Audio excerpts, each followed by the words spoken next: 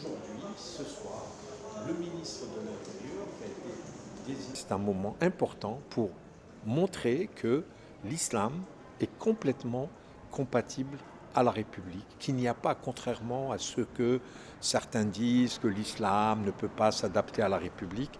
Bien au contraire, cette journée, au-delà simplement de célébrer des pierres, elle célèbre une idée importante qui est que l'islam est totalement compatible avec la citoyenneté française, avec la laïcité.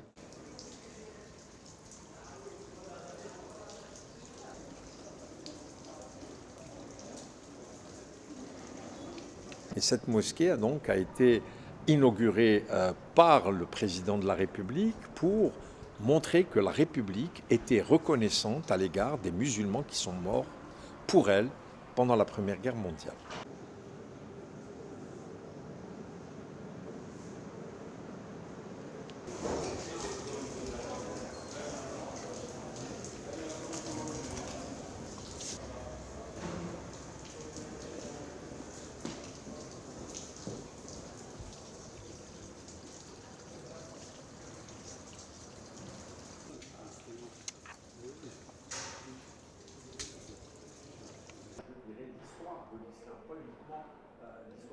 C'est important à la fois, non pas uniquement par la durée, parce que si on voit Notre-Dame à côté qui est beaucoup plus ancienne, ça vous laisse là également revenir à une réalité, mais en même temps c'est important parce que l'islam est rentré par la grande porte de la République en 1926, et c'est ce que je veux aujourd'hui montrer à tous mes coreligionnaires et dire que cette histoire, c'est l'histoire de tous les musulmans dans une société qui est la leur.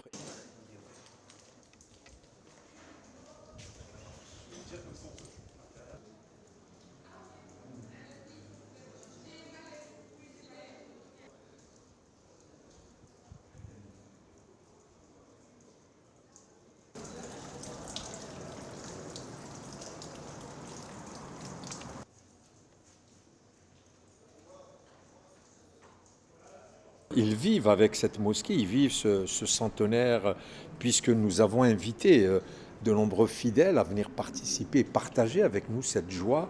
Aujourd'hui, nous l'avons rendue très belle, cette mosquée, pour son centenaire.